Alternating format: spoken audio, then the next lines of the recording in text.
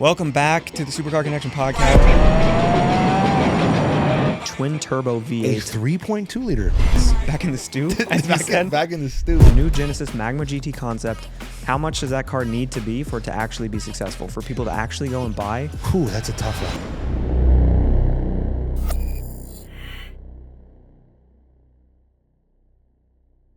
This episode is brought to you by Quality Collision Group. After an accident, it's not just your car that gets thrown off track. It's your routine, your momentum, and your focus.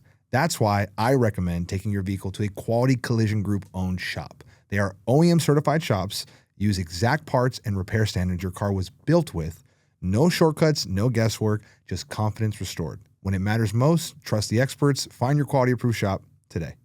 Welcome back. We have so much to cover because all of the, Japanese and Korean automotive makers are all the making Asian cars automotive makers are making supercars. Yeah. Would you call them that? I mean, the Genesis one sure looks like it. Yeah, it looks like it. It looks like it. It looks like and it's got a V8.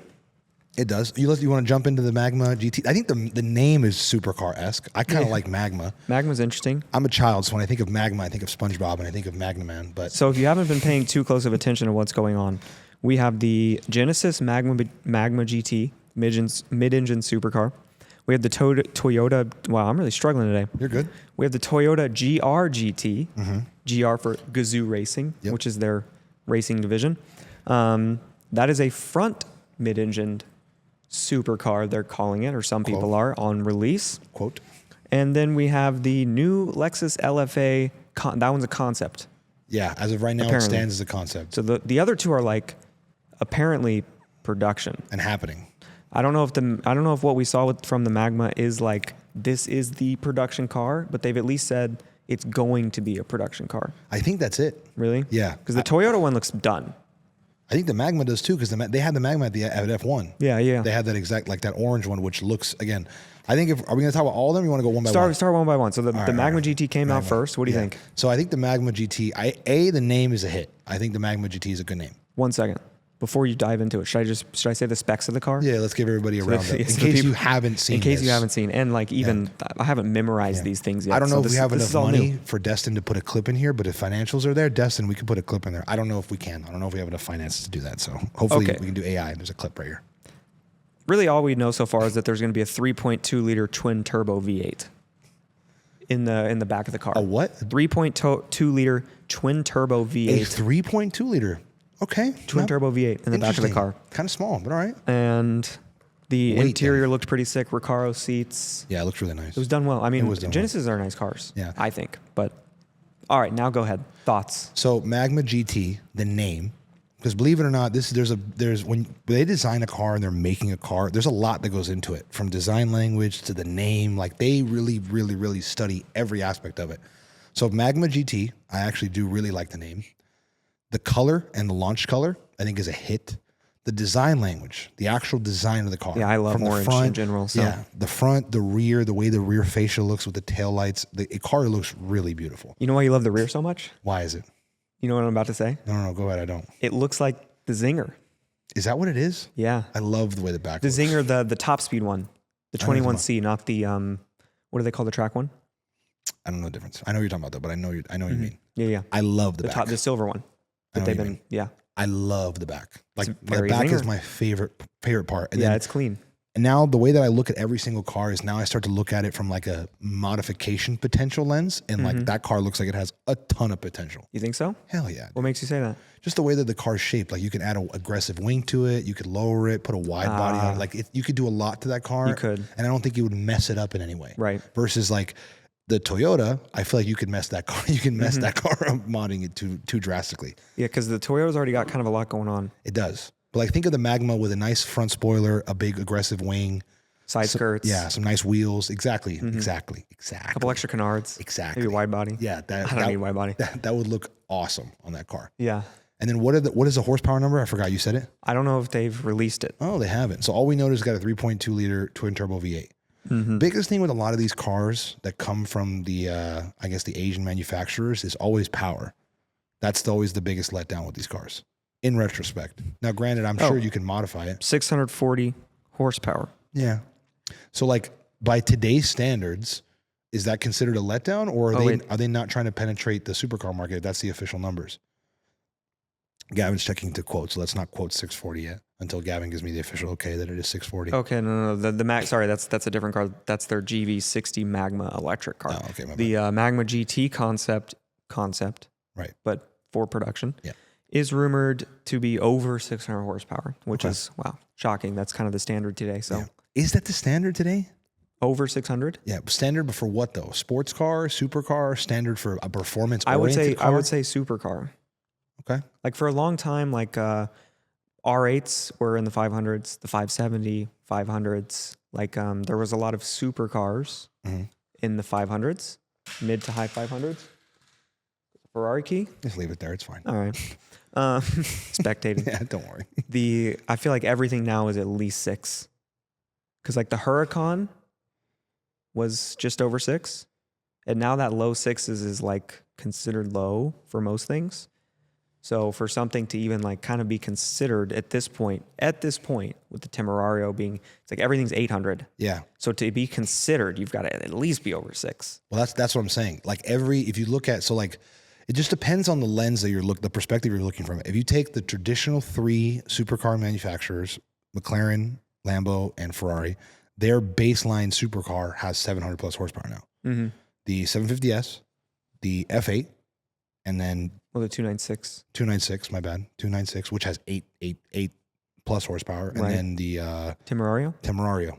So like, depending on what you consider, that's why I think it's a sweet spot with these Asian manufacturing cars. Because they're calling them supercars because I think the term is thrown around lawfully, but are they really deserving of the title of supercar when you put them on the pedestal of the big 3 traditional supercar brands? Do they really deserve that name? If that Genesis, with how it looks, and a twin turbo V8 in the back, and if it has over 600 horsepower, I'm going to say yes. I agree with you. I think. Remember, my definition. Even if it's 620, I would still say yes. I would. My definition is 6 figures plus, rear again mid engine or back, or I guess mid engine and back, and then 600 plus horsepower, 6-figure price tag, and then that's pretty much it for me. My definition is baseline. Yeah, there's a vibe check. Yeah, there's a vibe check. It's 100% a vibe check. Well, then, in my book, you want to jump to the next one? Because I don't think the next one passes a vibe check, in my opinion. Yeah, the next one is definitely questionable. I think, just as a spoiler for anybody that's wondering, the Magma GT gets my best review. So I don't get a better review on the next 2. Mm-hmm. It gets worse and worse as it goes on. And every time I saw it, I liked it more. The Magma or the Magma? Yeah, the Magma. I think the Magma is going to be a huge hit. Every video, every new photo that I saw, I was like, awesome. I like this car more. And I think, and remember, so quote me if I'm wrong, but I'm almost positive that the only reason these cars, or at least the Magma, exists is because Genesis is entering F1. Correct? And they have to produce a road car for their street car. That I'm out on that one. I don't know. I'll look it up right now while you get to the next one, but I'm almost positive that is why. I wanted to talk about one more thing actually before we do get to the next one. Go ahead. How much does that car have to be for it to be successful? Whew, that's a tough one. The Magma GT, the new Genesis Magma GT concept. How much does that car need to be for it to actually be successful? For people to actually go and buy a Genesis supercar? Okay. Because that's going to be their hurdle. Just like Acura with the NSX, it was 160 to 200K. They didn't sell a whole lot of them because who wants to spend $180,000 on an Acura? And then Maserati kind of faces the same problem. Yeah. Because Maserati is no longer seen as this high-end brand. Heck no. So with their MC20, it being like a $300,000 car, or they're not 300. Which, MC20s? Yeah, 250? They're mid-2s. I think depending on the spec, I'm sure you probably could get them up there if you spec the living heck out of it. But that car needed to be like 200 with some options. You know what I mean? Like that car needed to start at 180. Yeah, exactly. In my personal opinion. Maybe even less, really. Right. Yeah. Everything's getting so expensive. Like they're like, oh, if a new Lambo entry car is going to be $350,000, then we could be $250 because we're $100,000 less than the Lambo. But I don't think it works like that. It doesn't, because a lot of these manufacturers don't really count. Or maybe I know everybody they talk about this in the back end, but do they really come to the light? It's the secondary market. Mm-hmm. The secondary market will destroy it, because this is kind of where I was going to go with your question, which is a fantastic question. Because it all is relative to the marketplace. what can I go out and get for this price compared to what this car is coming out brand new with? Because we have to assume the car will depreciate a little bit. Granted, it's a Asian manufacturing car, so it will probably hold its value retrospectively better than most of the other supercars. I would imagine so, retrospectively. But I think on top of that, like for example, I know you're going to hate me for saying this, but with the current lineup of cars in the mid 150s, you have to price that in because you can get a Z06 that performs, probably the numbers will be probably pretty similar for that low 100s. So how many people are going to go look at it? And then the Acura NSX has similar power numbers right now, correct? I think the Acura NSX is 600 plus. How much lower? It's high fives? Yeah. Okay. So it's beating that at least. So I would say that car would have to be starting at the low 100s or mid 100s, like 140, 150, and then high specs need to be around 200 for it to be any relative success. If it's over 200, nobody's buying that car. It's going to be more than that. You think so? Probably. There's no way anybody's going to buy that car. I don't think that's going to be a good move, but I just think that's how it's going to go. They might have to. It depends on how much money they've dumped into R&D Right. and where they have to be at. But that shouldn't matter. Like, this car is a halo car. This car is to push the brand. Correct. So this car should not be something they focus on to make money. Yeah. This car is to sell the lower cars. Yeah. That's what Audi did. With the The R8. R8 was an aspirational car, and it brought more people into the R8 brand because they wanted a piece of the R8. Right. You know what I mean? Yeah. Like the RS7 became more popular and cars like that underneath Or it. even like the A5 and A4, like all those cars became more popular picks because of that connection to the R8, that connection to, just Audi coming back as a performance brand and Iron Man and all the emotions and everything like that. And everything kind of followed the design language of the R8, and you were getting the same Quattro all-wheel drive as the R8, all those things, right? So it pushed the brand further. So that's what Genesis needs to treat this car as. And it needs to be a price point, I would say, that's semi-attainable. Yeah, it has to be. So Because they're trying to infiltrate a marketplace. Because like again, I hate to always do this, but it's easy. Like people talk crap on Corvettes, but Corvette does one thing really well: make a really great car for a very obtainable price. That's why there's so many of them, because it's a really great car for a very obtainable price. So they know they're now trying to compete on the supercar level, but they still offer a car that's really great at a really competitive price. If the Magma GT is too close to the entry-level supercar from the big manufacturers, people are going to overlook it. Right. Nobody's going to want a Magma GT when they can go out and get a 720S for a similar price. Yes, I agree. My argument, or just I guess my position, is that it's not even about, at this point, it's not even about the entry-level supercars, because those have become such a far away number to begin with. Yeah. Like 296s are what, 350? Yeah, they're in the threes. Everything 750s in the threes, 296 are in the threes, and The Temporari is will be going in to the start threes. in the mid threes. And then the markup will probably be a little bit of markup to start on those With cars. options, you're going to pay like $400 for the Temporari. I mean, the Revuelto now is six something. Evos are still high 200s. Like, what are we talking about right now? Because the Temporari is going to be three something. It's crazy. It drags the market up. It always does. So you're still, but like, I think you could be literally $100,000 away from that, and it's still going to be overpriced. I agree. So I don't even think the question is like close to those. It's just like where in the spectrum before people start buying it. Because at the end of the day, it's a Genesis. And as much as anyone wants to say anything, it's like when you spend a lot of money on a cool car, like you're getting a car like that for a reason. Yeah. Right? And you don't want to say, I drive a Genesis. I'm just being honest. No, I think it's a cool right. car, but it's the same thing that goes for the Acura NSX. It's like when you're talking to someone, there's an element of like, I'm talking to someone that doesn't know much about cars, and I want to be cool, right? Yep. As much as anyone wants to hate on it. Yeah, the Carrera owner. And when I say a Lamborghini, it doesn't matter what Lamborghini it is. Right. I said Lamborghini. Oh, wow. Oh, wow. Who are you? You're Nice, rich, nice. huh? Nice, You're rich. nice, nice. Ferrari, McLaren. Ooh, McLaren. Well, that was it. It's an 07 car. But then you're like, I drive an Acura NSX. They're like, oh, that's cool. I don't know if I've heard of that before. Yeah. And you're like, yeah, it's a six-figure mid-engine sports car. It looks pretty cool. You know? You know what I mean? Oh, 100%. And so you're going to have that same effect with the Genesis. Very much so. I You'll have the think. unique factor for a little, but that's it. So if that car was 150, which I don't think it'll be, No. I think it's, and it also depends. Are we good? What do you mean? Really? What was? Sorry, we're having technical difficulties in the studios. Are we chopped then or what? So what does it mean? I mean, this is backup audio. Oh, so we're still rolling the episode then as I'm talking right now. Yeah. We're good? We're good. You sure? This was just our backup audio, and I guess it was looping. Yeah, it wasn't. Do you want me to clap so you can cut this little subsection, or are we good? You sure? No. Okay. Are you positive? We're not gonna. We're in an ideal world. We're not gonna end up using that anyway. That's literally backup. Okay. So we're chilling. Okay. Don't worry about it. All right. It's also a question of it's gonna be limited or not. I think that is what's going to end up being the telltale factor. But again, like you said, are they trying to make a profit play, or are they trying to penetrate the marketplace and establish the name for the brand for the next 20 years plus? Right. I don't know. It's going to be a really strategic move, and they can really mess it up, or they could really knock it out of the park. Okay, so if you're going to come up with a number that's like, this would be a hit, this is what it needs to be realistically. Brand new. MSRP before options. Before options. Realistically.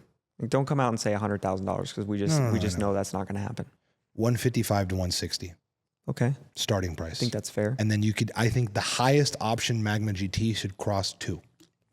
Not 250, I'm talking about cross 2, like maybe 212, maybe 220. Maybe. But I don't think, again, you would have some people that, again, don't get me wrong, I think there's a market for everybody. So I think there's going to be a lot of fans of people who are like Genesis, like the JDM world, because it's included, correct? Is Genesis JDM? No, it's not JDM. It's technically not? Korean. I know, but it's KDM. Right, but is it in that world of, no, it doesn't count at all? So. Is Genesis considered JDM in a sense? I know what JDM stands for that, but like, is it included in that world? Technically. That's what I said, KDM. So in that world, I don't know if there's actually a KDM. It's JDM adjacent. Right. That's kind of, when I think of JDM, I think of that side of the world cars. So like I consider that. I would consider it in the realm. Like if you're going to buy a Kia Stinger, you're probably a JDM fan and you just want to be a little different. Right. So it's all kind of bunched in together in my book, right? Sure. So again, there's a market for it because there will be guys to pay for that car because they'll think it's awesome. And again, guys with a lot of money that can afford one, they're like, yeah, I want one in my collection. Screw it. But at the same time, for the car to really penetrate the marketplace, because you have to make it comparable to stuff on the market.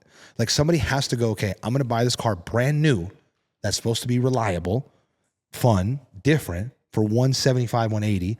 Okay, what am I going and buying for 175, 180 right now that would mean I go, nah, I'd rather have this.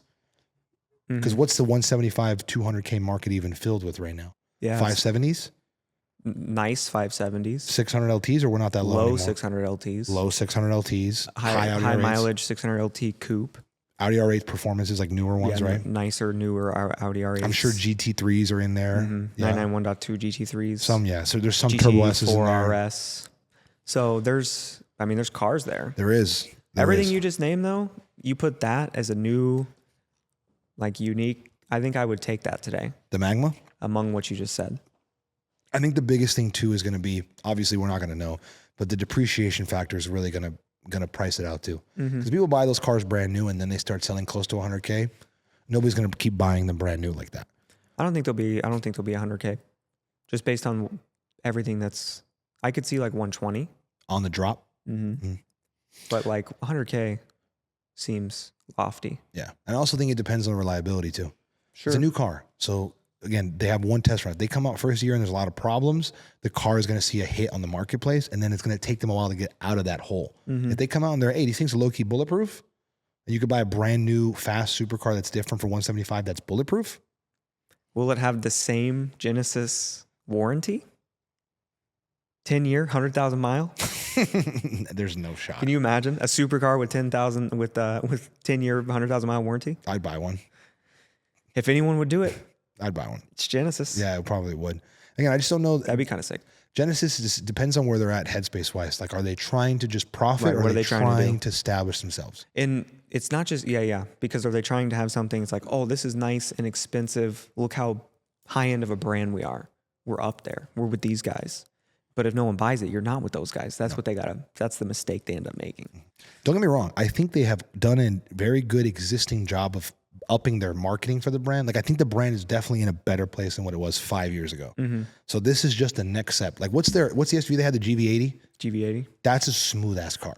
I really like that car. It's a great car. But it's also, it fits in its niche. This is definitely out of their niche. So it's a really big leap they're taking. Right. But I also think my bet is, because again, I'm going to say it, I can't find it here, but I'm almost positive that they have to make this car to participate in F1, in the racing, because they have to make, for the GT car, GT3 version, they have to have a street version. I'm almost positive. Fact check me. GT3 or Formula One?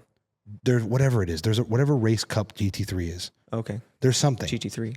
Someone comment down, because I'm not going to find it, but I know somebody in here knows what I'm talking about. They're competing in some type of race circuit that requires that car to also have a road legal version, because there's other manufacturers that have had to do the same. Right. So if they're participating in this, there's a reason for it. Like they're trying to, I think that what they see is racing and all this, like F1 really, is growing in popularity.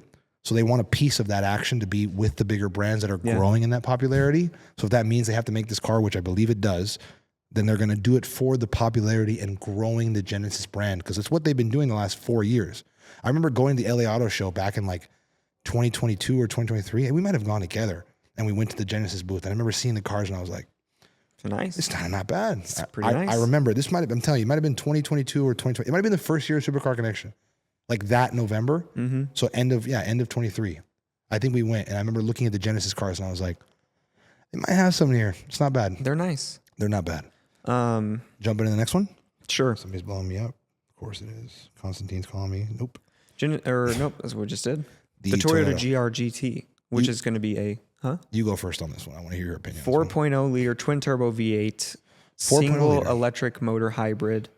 Single electric motor, huh? With the 8-speed automatic ZF transmission. That car's got to put 700 plus down. 641. Really? 641. With a 4.0 liter. You said it was a twin turbo V8? Yep. With electric motor. And it's putting 641 down. It's putting 641 That's what I'm talking down. about. What the fuck are we doing? All aluminum, body, carbon fiber, tub. That's so bad. Work tube. That's so bad. The car's shittier than I thought. The big thing about this car is that it's apparently going to be, the center of gravity is going to be extremely low. From an engine, no? Yeah, you've seen how flat the car is? Yeah, it's pretty flat. Like the engine is sitting so low to the ground. The car is extremely flat, extremely low. The weight of the car is extremely It's supposed to handle well then. Right. That's the idea. I think that's a big reason why the front of the car is so long too. Because you got to get that engine that low and behind the front axle to be mid-engine. Yeah, to be that center like that. So we'll see. I'll say this. Hit me. You care more about horsepower than I do, as a sheer number. Fair. This car is the same what you were just saying for the Genesis. Like this is a GT3 race car that's homologated for the road. So their focus is for sure on the racing side of things. And then, this is the road car. So, and for racing, there's more regulations and everything they're doing. So, and horsepower is not what you need in racing necessarily. So, that's not as big of a deal to me. Just how it looks overall is very Toyota. And if you're going to build like this, I'm assuming it's going to be a 6-figure car, XYZ, which I guess the Nissan GTR was a 6-figure car, and it'll look very Nissan. I mean, it's a decent looking car, but it's nothing crazy. No. This is probably crazier looking than a GTR at the end of the day. Yeah, I think so. But like, does it feel like that far of a step off of a Supra? No. Like the Supra. That's kind of my point. Yeah. So to go with your horsepower battle, so you are spot on. You don't need horsepower in the racing circuit. But it's also the same amount of horsepower as a Z06. What is? 640, right? No. That got Z06 at 670. 670. I'm telling you, Z06 is that car, I'm telling you. But I bet this has more torque, though. What is the torque? It's twin turbo, so it's more. Yeah, it might be. It's the problem, so your horsepower thing, you're spot on. The GT3 doesn't need horsepower for racing like that. But these powertrains, these cars can handle that much power. So they're picking 640 for a reason, because I'm sure these cars will get them. People will tune them and they'll push. So I'm just curious again. It's just I think the Toyota, in my opinion, if you want my shit on it opinion, because I'm gonna shit on it. Let's hear it. I hate it. You hate it. I hate it. I really do. I don't like it at all. I don't know. I just think, again, it goes back to, again. You're not a car guy. I guess I'm not at this point, really. If this is where we've gone to in life, where I'm just not a car guy, then I like not being a car guy. I guess you don't like pickles on burgers. I don't like pickles. So you're not on a burgers. burger guy. I'm obviously not. Yep, I'm not. All I like is cheese and ketchup. You fraud. Yep, I am. Burger fraud. I'm so fine with that. Give me cheese and ketchup. Call me whatever. Basic bitch. I don't Not a care. burger guy. Not at all. I'm probably not even a fries guy or a chocolate shake guy or anything else in between. But I just think, again, it goes back to what is the purpose of the car? So maybe in my head, I have a different purpose for what it's being built for. So maybe I'm just talking out of my ass for what I like. But I think if you're going to make a car like that, and again, if they're calling it, are they calling it a supercar? Are they labeling it like the Magma I don't is? know if Toyota's calling it a supercar. I definitely saw it called a supercar. Yeah, because again, now it goes back to the same thing. What are we making this car for? Like, Toyota's going to make a car like that, front mid-engine, which I don't think front mid-engine is the right way to go, but I think they're building it front mid-engine for the racing aspect so that the car can have lower center of gravity so it can handle well on the racetrack. So I think that's why it's front mid-engine. Like you said, it's it's the street version. So they're not going to redesign the car for the street. I think Toyota's taking that angle on the races. They want front mid-engine for the lower center of gravity so it can handle well. That's fine. But now, again, it just goes back to it, like with that car, I guess I would have to really drive it to see, because if they're designing the car front mid-engine for the low center of gravity, that means they're betting all their bucks on the car handling phenomenal, which also makes sense because at 641 horsepower, the car can handle that much power and put it down very well. Like everybody always talks about Porsche, why they're so amazing handling cars and why they're so perfect. Yeah, because they have 500 horsepower.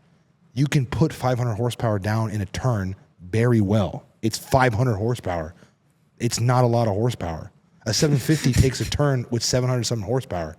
That's awesome. So the Toyota is similar. So the 641 is so that the car can put it down effectively. I don't doubt all that. I just think at the end of the day, they're making another car that's not that different from a Supra, that's not that different from anything else in their lineup, and they're trying to make it like this giant thing. I just don't see the hype around it. That's my personal opinion on it. I think they flatlined. Mm-hmm. Okay.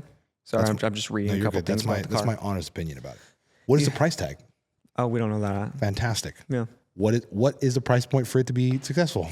115. That's what I say. It's definitely, I think it's definitely a ladder step down from the Magma GT.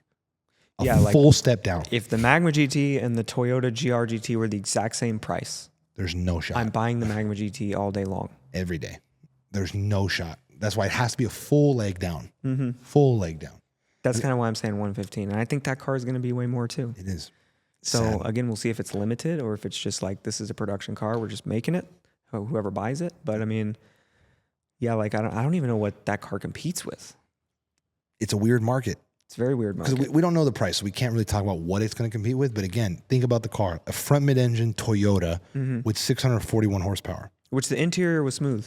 It was? Yeah. Okay. It's nice. I'll take it. It doesn't look like a Supra. It looks like it was done.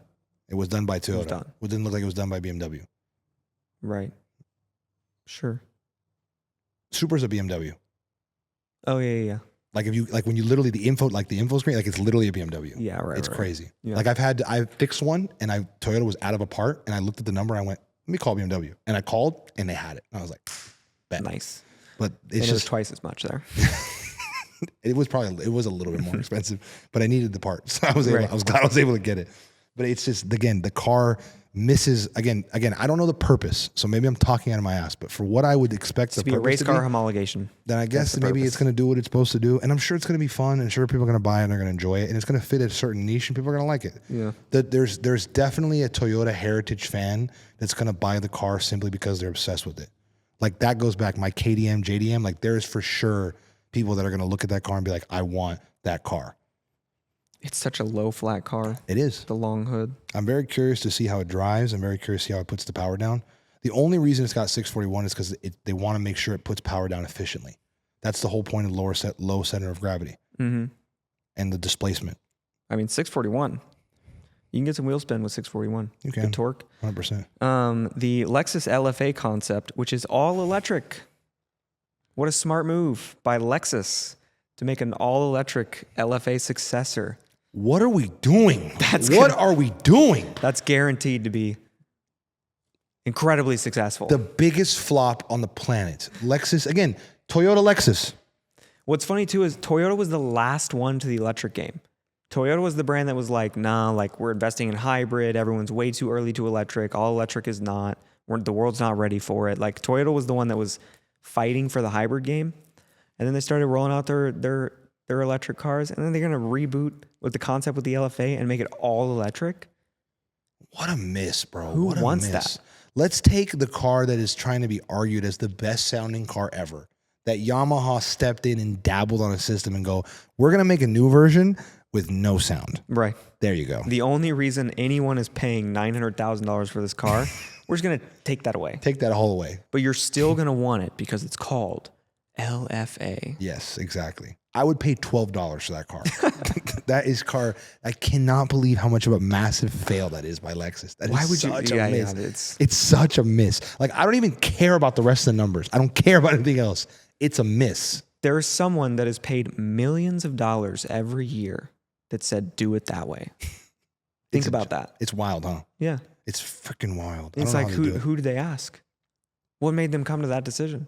What market research? I know.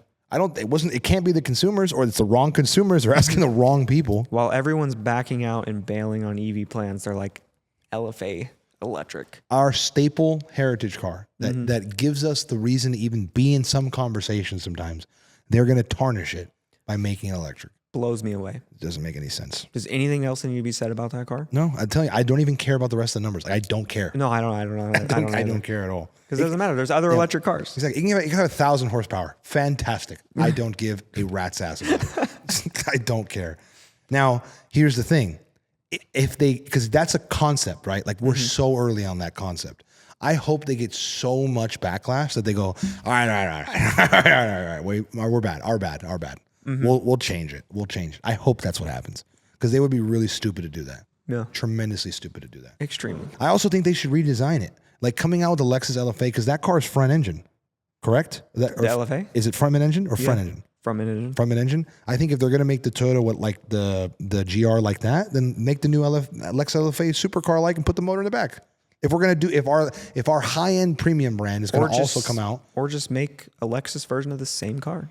Yeah, half ass. Yeah, why not? That'd be pretty cool. I think if they wanted to, Lexus has a good opportunity to redesign the LFA mid engine. Make it sound very nice with some type of nice high screaming V8 like other cars do, and make it cool like that. Or put a new version of a V10 in there. Because now everybody's moving away. Listen, Lexus corporate, call me. Idea. Everybody's moving away from the traditional V10 that took over the 2014 till now platform, Huracan. That motor dominated, right? It was the plethora. Now everybody's moving away from it. Take advantage and be the only one with a NA V10 in the new redesigned Lexus LFA and make it sound awesome. You will sell the car. I promise you'll sell the car. You know what the Corvette has really proven to us, I think? What? The C8 Corvette? What? The market loves an affordable, mid-engined, exotic-looking sports car. Heck yeah, it does. And there is a market for it, I think, for pretty much any brand that wanted to make one. If any brand could go out and make a great-looking, good-performing, mid-engined, exotic-looking sports car for under $100,000, it would do well.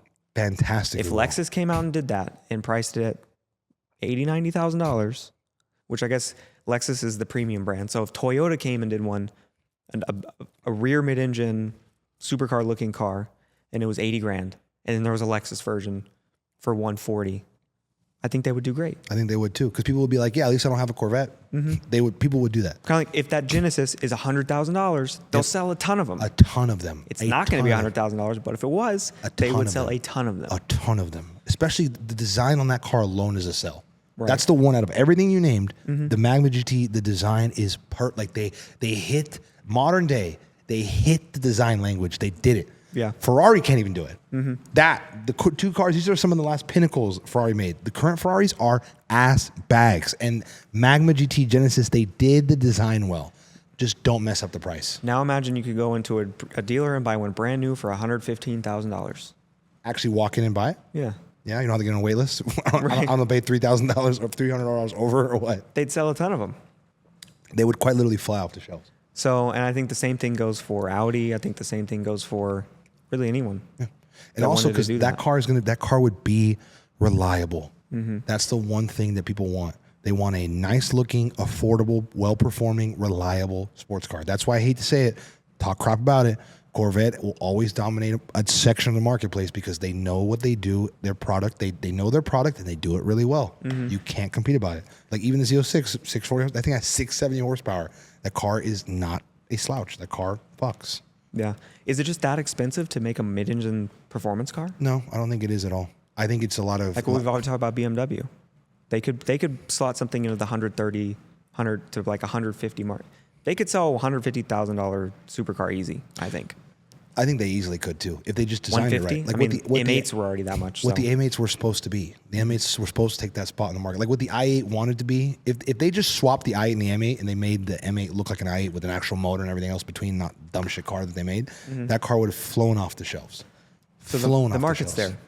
Tremendously, it's there. And here's the biggest thing, and this is kind of my point and your point too. Rival Corvette. Somebody come and say, hey, okay, everybody hates Corvettes, hates the stigma. Sure, nobody wants them. Let's make something that's similar, but make it cool. Like Genesis could literally go, hey, we're going to make the cool version of what Corvette's making. And people will go, we'll buy it because it's not a Corvette. Right. Do that. Somebody do that. But until somebody contests Corvette, Corvette's still going to dominate that marketplace. Imagine if every time you left your house, you saw a Genesis Magma GT rolling down the road. Yeah. Because there was that many of them. Exactly. Which is pretty much how C8 is today. That is, quite literally. The C8s are just, they're a hell of a platform, man. I was really looking at just the variety of them, and there's so much value in that platform. That goes back to what I was saying earlier about I drive a Lamborghini, I drive a Genesis, I drive a Corvette.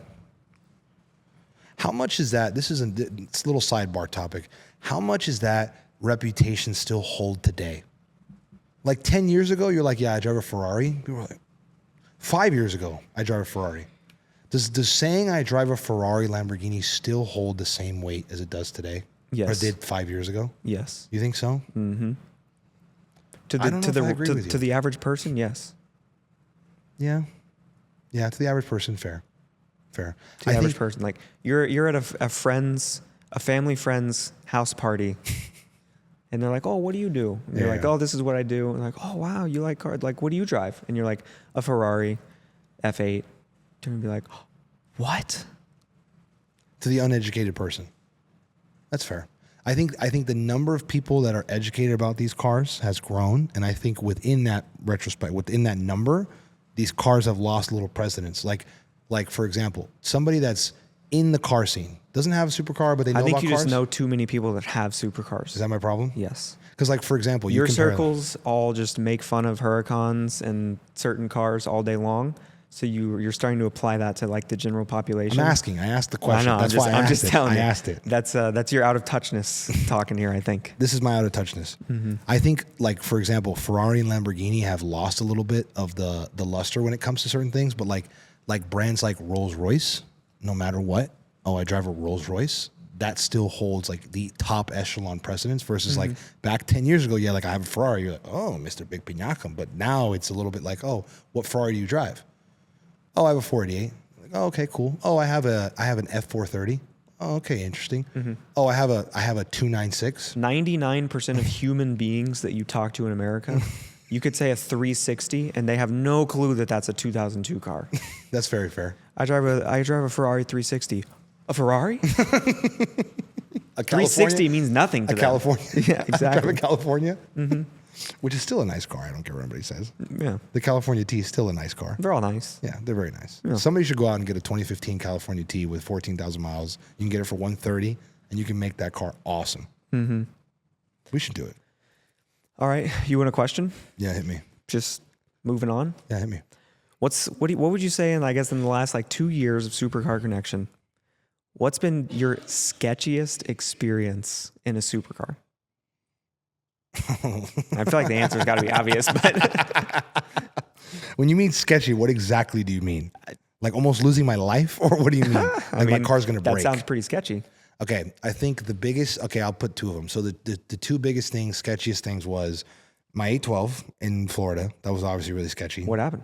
So allegedly, we were in Mexico and we were doing some roller shots, and my car had recently got exhaust tune. And I literally got exhaust tune. It's funny because Mexico But it's not like you even did anything crazy. No, I technically It wasn't because you were doing anything super illegal or anything. No, not at all. You weren't even going that fast. No, I really wasn't. It was just all the way. It was just torque. That's it. Simply. Exhaust and tune got put on. I drove the car for 30 minutes after it and then immediately got on a truck shipped to Florida immediately after. So I didn't have a lot of time driving, and it took 7 days to get over to Florida. By the time we land and we go, and I kind of forget about it, right? I forgot that I did all that work to the car. So night one, we get the car and we're like, let's go take some rollers. I also think I was coming to pick you up, no? Or we already gotten you? I was coming. You were on the way to me. So I was on the way to pick you up. And we're doing some roller shots, and I was getting on the freeway, and I think I was doing like, I wasn't going that fast. I was maybe going like 50, 60 miles an hour. But the problem was I was in fourth gear at like 5,000 RPMs, maybe 6,000, which is at a point where you could give it a little gas and you're still fine. You don't need to downshift. Remember, this car is a 9,000 red line. So me being me, I was like, I'm going to downshift and smack it so I can really, and it will go. Yeah. So you're trying to show off the exhaust for the roller. Exactly. Yeah. So I downshift and he immediately kicks to like 7,500. And when I smash the throttle, I didn't even warm the tires up because we had just taken it out. And it literally. And it had just rained. It quite literally had just rained. I lost my back end. Immediately watch the video, no braking, immediately correct, and I end up correcting the first way, and then immediately have to correct the second way, and I hook it right before it literally like the guardrail, and it just perfectly aligns itself and shoots it. That was one of the sketchier moments, but it was weird because I still felt like I was in control. Yeah. Like as much as it looks like and everything else between, like in the moment, I was in control. Yeah. I felt very much in control. We didn't put it in the wall. No, exactly. We also have to mark that mic, so it's the one you use forever now. Why? Because I gave it a little moi. Yeah, What's wrong with that? A little moi. Come on now. The other sketchiest moment was my Aventador when that thing died on me.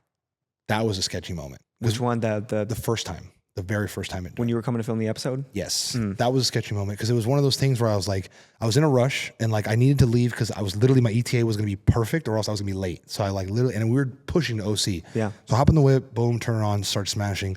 All of a sudden my battery light turns on. I was like, I don't have time to deal with this. I was like, please just be battery and not my alternator, blah, blah, blah. We'll be fine. Right. And I was hoping, okay, maybe my alternator's dying. It's fine. I'll deal with this when I get down there. Start ripping. And all of a sudden, I'm literally like a minute from my house and I lose power steering. And I'm like, please no. And all of a sudden, boom, car just, everything's black. And I go, this is nice. So I luckily have enough momentum, just get in the middle, yellow. And I'm sitting there and now I have to think quickly because every minute I'm late. Every minute I'm in this car, I'm late.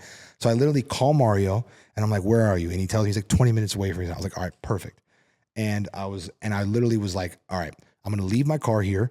I'm going to Uber myself back to my house, grab the G-Wagon, and just push. And I'll just let Mario grab it, hook this car up, and bring it. I'll bring the key with me, and he'll just drop it, and we'll do whatever. That was a sketchy moment because my car dies. It was my baby, my dream car. It dies like that. I don't know what's wrong with it, and I have to now get myself going to deliver a good episode while I'm sitting there going, my freaking dream $400,000 car is broken, and I have no idea what's wrong with it. And how much it's going to cost to fix. Exactly, because those cars that people know about Aventador ownership, those cars are costly. So it ended up being a very big repair bill, and I ended up paying a big amount to fix it. But it was one of those things where, like, that was a sketchy moment because I was sitting there like, I was like, I just went on a whim and I pushed myself to get a car that I could afford, but I was definitely like, okay, this is my limit in affordability for that car. I made it work, and then that to happen to me, I was like, this is just perfect, just kick right in the stomach for this type of thing. It was like, you wanted it, you got it, and now you're dealing with it type of thing. How comfortable are you with saying how much it cost to fix? Very much comfortable. I ended up paying I think I paid $18,000 to get it fixed because literally what ended up happening was So that's what you're potentially looking at driving a Aventador. So what people don't know, and this is kind of some ball knowledge for you, the Aventadors, they have the tensioner, the pre-tensioner pulley rusts and it goes bad. So if you don't get those replaced, they can really mess up. So what happens is when they break and they snap, your belt snaps, and it could quite literally destroy a lot back there. So it destroyed everything back there. My AC compressor, everything got destroyed. So to take all that stuff out, replace all the parts, if you just replace the pulley in time, it's like a $4,000 to $5,000 job. For do it right, maybe $6,000 from someone that's like really top notch. But when it destroys everything back there, it can get up to $15,000, $18,000. So just know Aventador ownership doesn't come cheap. Plus the transmissions are known to have problems. Just those cars are definitely that's potentially a $90,000 problem. Very much so. So like it goes back to the saying that some people have heard me say before: you can fake a Huracan, you can't fake an Aventador, especially if somebody's really pushing that thing. It does cost a lot to own. Mm-hmm. So your boy's been through it, which is why I don't have one. Or you can. Yeah, exactly. But my biggest thing was when that happened to me, I was kind of a sad realization because I had put the money back into the car and I was like, all right, well now I'm going to drive it. But I was like, this car is really like a ticking time bomb in a sense because I really loved the car. In reality, I did love it. Mm-hmm. And I was also in a different position at the time. I was driving that car a lot. Right. So I was like, well, what can I do to be able to get a V12 that's more reliable? What are my options? And I was like, this is my option. So I was able to, luckily I was able to make the switch. But now I'm at a point where I don't drive this as much as I drove the Aventador. And now I get to a point where I go, if you ask me, you have one drive a week and you can have me both keys, I'm picking my Aventador. But it's like, hey, you got to drive this 5 times a week. I'm picking this car. So ultimately I'm in a better platform, but like the car itself, there's really nothing that beats the driving experience of an Aventador. There's just not. You have a lot of weird like gas station encounters? Oh, absolutely. Because one thing about me is, you guys know, is I really be out here in these streets. So like I hustle. So I'm out in places that normally people wouldn't be with an Aventador. So like I'll pull up somewhere and it's like, I really have to pick my gas stations and I have to like look at my gas and stuff like that. But I've been places where I stand there, I pop the door open, I'm putting gas in. And I've had some hot Cheetos Nissan Altimas pull up on me before and like, yo, that's your car. What's good? Was that your car? And I'm like, yes, that is my car. Hello guys. How are you guys doing? And it's one of those things where like you're always at a heightened awareness, always. Mm-hmm. It's kind of one of those things you're always, for sure. I'm looking, even at red lights, certain places, I'm always, what's going on? It just makes you a little bit more hyper aware. Yeah, we live in Los Angeles. Quite literally, yeah. And people think Los Angeles is a fairyland. This place is not a fairyland. Right, people pulling up on people all the time. Yeah. Everybody watched This Is the End, the part where the apocalypse starts happening? That's LA all the time. You know what I'm talking about, that movie? I mean, I know the movie you're talking about, and the only thing I know about the beginning is when everyone starts like floating. But, yeah. Like the ground starts cracking and the underworld starts coming up. That part, that's LA normal. So it's not all sunshine and rainbows. That's why the Storado is the perfect car for Los Angeles. It is. The Storado is literally the perfect car for Los Angeles because, oh my gosh, the Aventador. Eric, let me ask you the same question. What is your sketchiest moment since starting Supercar Connection? Low-key, I was thinking about this. I don't even really know if I have one. Really? I would have a guess for you if you wanted me to. Yeah, you might have to remind me. The Koenigsegg? I don't know. I wouldn't call that sketchy. Dude, you're doing speeds. Yeah, but like I like that. I was like, hell yes, baby. Because you were moving. I was like, push it. You were moving. Yeah, You were moving. Everyone else was more worried for me than I was worried for me, dude, if we're being honest. I'm telling you, I remember seeing it from third, like whatever you want to call it. I remember seeing it and I was just like, wow, how fast were they going? Mm-hmm. It was wild. Yeah, I honestly like the most, truly probably the most sketched out I've been is just like when my clutch started overheating in Monterey, and I was like, I just got the Aston, and this was it wasn't an expensive car, but it was kind of the first car that I've owned that could potentially have expensive problems. Yeah, and then I'm like, we're stuck down in Pebble, or down in like Pebble, trying to get out of 17 Mile and all that stuff. And you're just like in traffic going up a hill, and it's like start, stop with the single clutch. And then I got that first clutch overheat message, and there's nowhere for me to go. It's like pull over immediately, clutch overheating. And I was just like, I literally don't know where to go. This is not good. And so I was able to just like a little bit more. There happened to be like there was parking, and there happened to be a parking spot open. So I just like pulled in there and shut my car off. But just that thought of like, I'm not ready to like drop thousands of dollars on a clutch job. It's scary. Mm-hmm. People don't realize it. And this is, again, if you guys are going for your dream car and stuff like that, I'm always a supporter of pushing yourself, but you have to understand the maintenance cost of whatever car you're getting. It's not just about the price, the monthly payment, the insurance. Some of these cars really do cost a lot, especially if you get an older, a nicer British, European car that is really depreciated and you're like, oh, this is a good buy. They still come with rather expensive problems and fixtures. So like, be really careful what you're doing. Because it almost happened to me. Yeah. If I had a transmission problem in the Aventador, I would have been in a bad spot. Because I definitely wasn't leveraged, but I was at the point where I was like, this is my max affordability right now. I've been taking out a personal loan. Yeah, I'm about to say it. You put that transmission on a firm. I would have definitely had to rebalance the stock account to fix my transmission. Quite literally. I would have figured out some way. Yeah, you would have figured it out. It's just funny. I think one of the things, that's a great question, by the way, but it's really, if you look back, we just had so many just crazy experiences that if you would have told us on day one, like day one sitting in the studio, us Trailerport Town and sit us down, like, listen, idiots, this is what's going to happen. And I remember me freaking all messed up me would have been like, really? That really happens? I'm like, yes, but we do some dumb shit along the way. So just be ready for it. Because we've done so much crap. Like even I remember just all the Angeles Crest drives we've done and everything. Like it's just been, we've done some wild crap. Yeah. I think the sketchiest thing I did without knowing that it was sketchy was when on the way back from Car Week, the first time in the Aston Martin, and we were passing through Mexico on the way home, and we were like, it's a very long, open, straight, extremely early in the morning. There's literally no one. Yeah. Like you can see 2 miles down the road on a long, flat straight right outside of Tijuana. Yeah. You literally see there's no one on the road, long, flat, nothing, flat on both sides. It is clear. So I'm like, I just got this car. Let's see how fast it goes. Send it. I went pretty fast. I don't want to say exactly how fast, but pretty fast. Let's just say it was pretty up there, pretty quick. I remember seeing it. Yeah, it was. I mean, for that, especially for that car, it was fast. Very fast. It was fast. And it wasn't that much later. I was looking at my tires in my garage because I was inspecting my wheels or something, and I realized all my tires are pretty old. And not just old, they're literally cracking in the sidewall, like deep, thick cracks in my sidewall. You got really lucky. And I just thought, I did X amount of speed with a bunch of cracked tires. You got really lucky. And then I was like, I am an idiot. I'm an idiot. You're a car guy. I'm a car guy.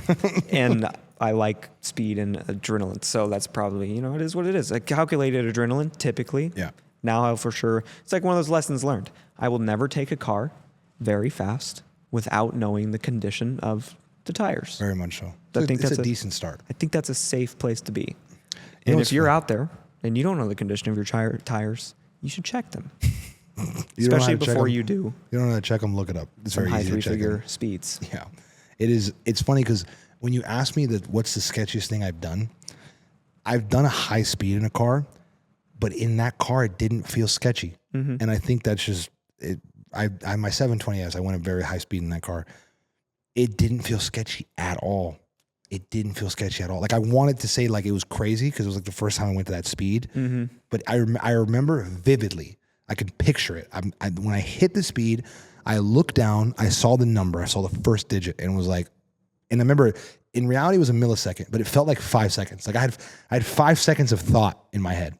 I saw the number and I went, time is relative. Slows down. It was wild. It was wild. Like I exited space-time continuum for 5 seconds. Mm-hmm. Saw the first digit, went, whoa, cool. Then I was able to like feel what it felt like for a second. And it was like quiet. Feel it here. Feel it here. It was smooth. Yeah. It was really smooth. TPS sensor came on for a second and I was like, please not actually be a problem. Started to decelerate. It popped off, and then on the deceleration, I just remember feeling the deceleration, and everything was calm. At not one point the car was shaking. At one point I didn't feel safe. Nothing. Was the wind noise even crazy? Not even that ridiculous. Not that crazy. Like nothing different from like, okay, subtract 70 miles an hour. It was the same. It didn't feel that crazy, and that's when I was like, all right, this is my favorite brand. Yeah. That moment, I was like, this car is that car. The McLaren 720S. 720S. That car is awesome. So be able to do that. And again, I wish that was my sketchiest thing. It didn't feel sketchy. Mm-hmm. Like the 812 experience was 10 times sketchier than that. I can't say the number that I did, and I can't say where I did it, but we did a relatively quick number where the first digit would definitely scare some people. But I was able to do it, and I literally remember it like it was yesterday. Because I was driving with Benji to Orange County, and Benji and I didn't attempt to go that speed. I wasn't even in manual. I was driving in automatic. We were cruising. And I said, you know what I'm going to do? I'm going to put my foot on the pedal to the floor for 5 seconds and see what happens. And I started getting up there, and I looked ahead, clear as day. And then I remember Benji telling me, Benji's like, he was in his M8 at the time. He's like, I floored my car, and only thing that happened is you just kept getting farther and farther and farther until you became a dot. And he's like, how fast did you do? And I told him, he was like, it makes sense. He just said I kept getting farther until I was literally a little speck. And then it took him like 2 minutes to like finally catch back up to me. It was a wild experience. Yeah. But not the sketchiest thing. Felt good though? It did. It did. You'd do it again? I would do it again. Yeah. I would do it again. I would do it again because I'm stupid. But should I do it again? No. But would I do it again? Absolutely. I have to do it at some point. If you do it in a McLaren. I'll do it in a McLaren. I'll do it at one of Joe's airstrip events. Yes. See, now what I'm curious is what an LT car feels at that speed. Because those are supposed to be more raw, correct? And more downforce. So I'm curious because I think that part of the reason why it felt like that was because it's a 720S. Like it's supposed to not feel smoother car. Exactly. So I'm really curious to see what like a 600 LT versus 720 at that speed. You have to feel it drastically. Would a 600 LT even really hit it? Right. It might not even. It might top out just before it. Yeah, because I think the 720S top speed is like 220s. I think all those high speed cars, they shave off downforce. And they make the suspension a little bit higher and a little bit softer to be able to handle the speeds. It's awesome. It's awesome. I'm telling you, if you told me you have to buy another car tomorrow, I have 2 top contenders, and right now I couldn't tell you which one would win. But there's a neck and neck tie for the top contender. 720S Spider. Yep. And? Can you make a guess? 720S Spider. Price range would be similar. Or a 458 Spider. Not a bad guess, but no. That would be the third choice. That would be the third choice. Okay. It'd probably be a ZR1. ZR1. Yeah. Yeah, I'm an idiot. Yeah. You're not an idiot. You picked my top 3. I'm an idiot. You're an idiot. You literally picked 3. Yeah. 458 is 3. Spider is 3. But I don't know the difference because the 720S Spider, I've done it before. I know the car. I'm familiar with it. The ZR1 has that element of I'm not sure how this would be. My biggest thing with the ZR1 is I think sticker price coming soon. I want one. I saw someone post on the Facebook Corvette group that they just got theirs for like 10K over. I want one badly because that car would complete my garage. It would be the perfect car where it would be my beat, like let's go drive car. I'm smoking everybody. It's going to handle well. It's reliable. I can pop the top off. Like it's everything that I would really want. And I'm really curious to drive one and see what it feels like. Mm-hmm. If you're talking about 1,000 horsepower rear wheel drive, I'm very curious to see how that makes sense. Because after driving this thing with this horsepower and this being rear wheel drive, I'm really curious to see how this thing, because they say it handles and it puts it down. You saw the drag race video versus the SF90, the Revuelto. It puts the power down. This don't put the power down that well. So I'm curious. Guess we'll find out. We'll see. We'll see if I can pull it off. Maybe sometime then. Maybe for my birthday next year, I'll figure it out. It doesn't feel like it's that far away. Me getting one, or my birthday? You getting one? I think a ZR1 doesn't sound like that far out of the realm. I think, like I said, I think sticker is coming soon. If they go to sticker and they drop if they drop at all, I'd be very interested to get one. The biggest thing is what is that market going to do? What is ZR1X market going to do? Because we're talking about if I really want one. Like if I really want one, I want a ZR1X. Like if you had to ask my actual desire. Do we know how much that is? No, we don't even really know the numbers yet. I want the launch edition ZR1X, the one that has the red seat and the black seat. That, for me, that is hot. I love that. So if I had to if I had to really pick, that would be the car I'd get next. That car is hot. 1250 horsepower. Nothing is touching me. Nothing is touching me. Nothing. I can beat Dan Rue's GTR in that car. That'd be fun. Oh my gosh. I wonder what those cars are even, Texas 2K builds are even doing now. They're probably doing mid 3,000 horsepower builds. It just don't make no damn sense, whatever. But yeah, that's my current thing. What about yourself? If you had to get 2 cars right now, what would you get? 2 cars right now? Yeah. In that price range? Give me your top 2. No. Like if you had to buy a car tomorrow, give me your top 2. Well, I feel like it's a different question than what you even just got, because yours is like realistic. Well, tell me what you get. Because I know your thing is you're always switching between what you would want next. Are we still at the same point? Update the people. Are we still? Well, if it was just anything like the 765 LT, it's Spider is what it would. If it was, that's the one. Okay. That's the car. That's the one you want. Yeah, that's the car. Okay. Now, am I close to that at the moment? No. But what would you get if you had to? If I had to right now? Right now. It's still an NSX. It is? Yeah. Okay, so we're still at the same spot. We're still at the same spot. We haven't moved anywhere. Okay.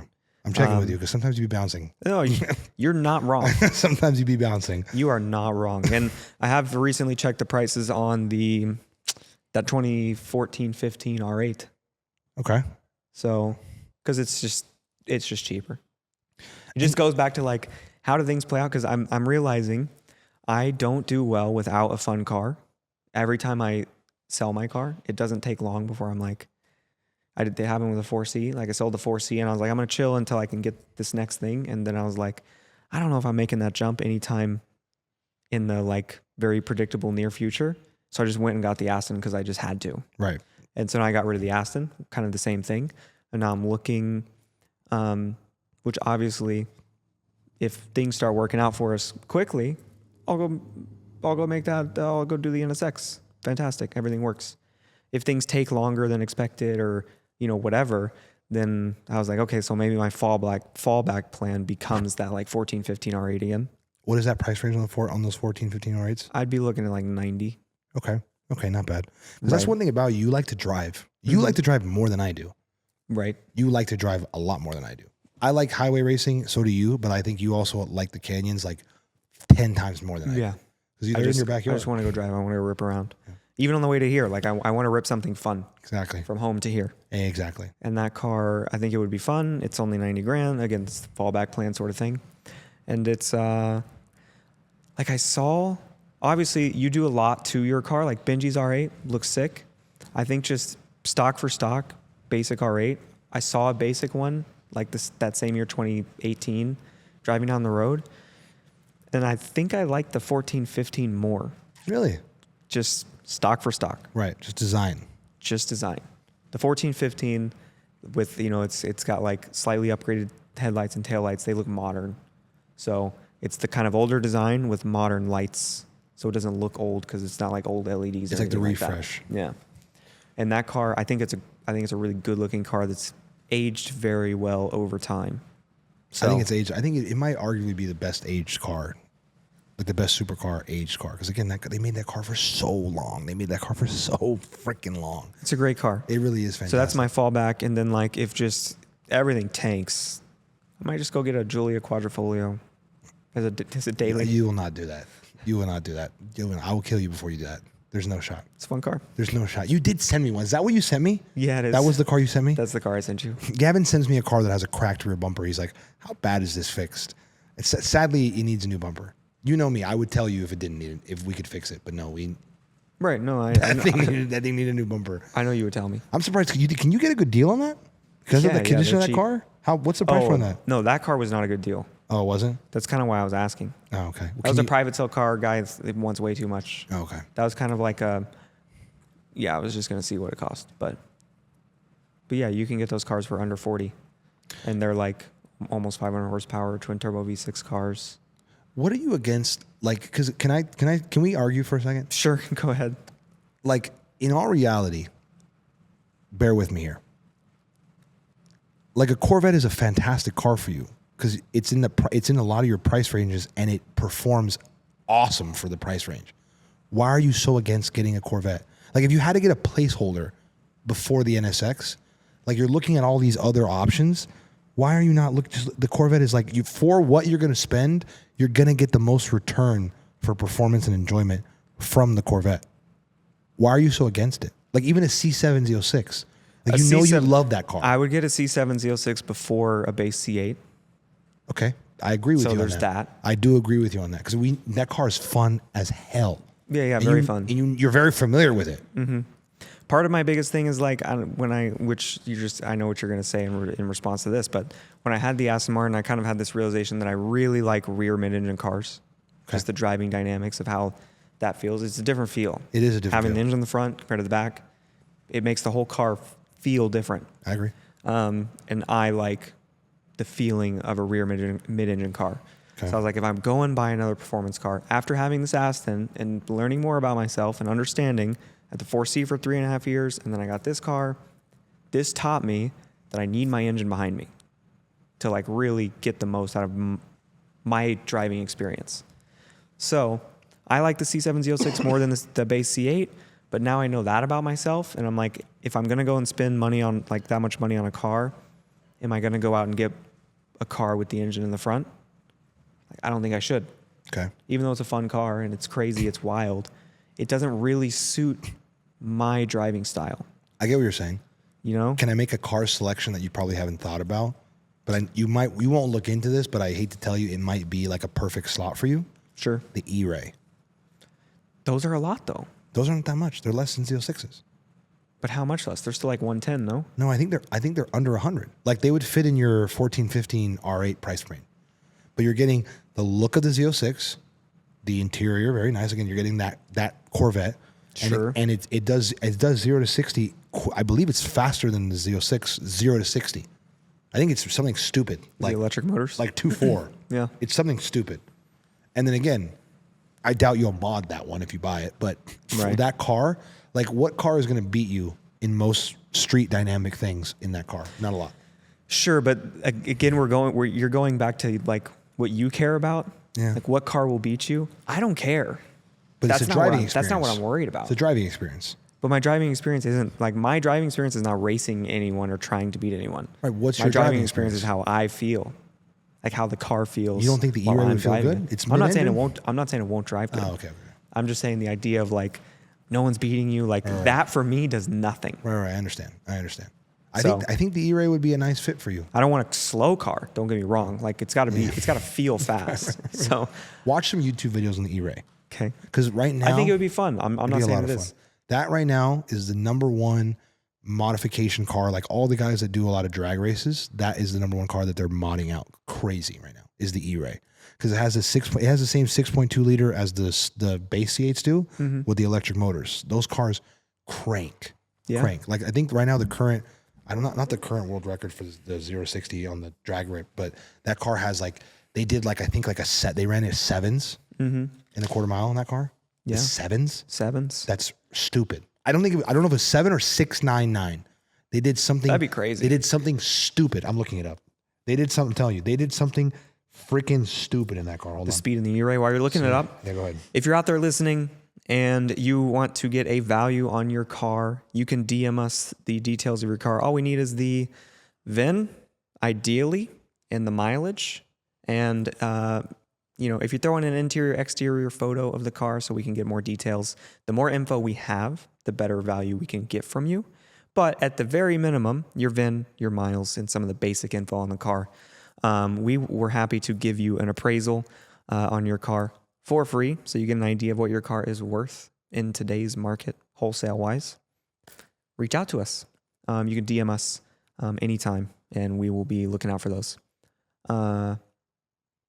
Anything else? As of right now, no. I'm trying to find the damn E-Ray. As far as shout-outs go?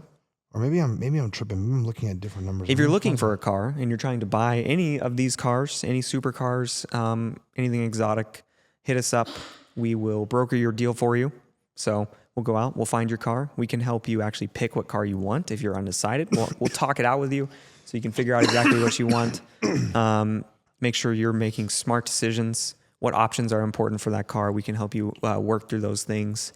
Make sure that you're getting a good deal on a good car, not overpaying for something that doesn't have all the right options and all the right value retention. Hit us up. We can help you through the whole process. We can actually we have a service to white glove the whole process.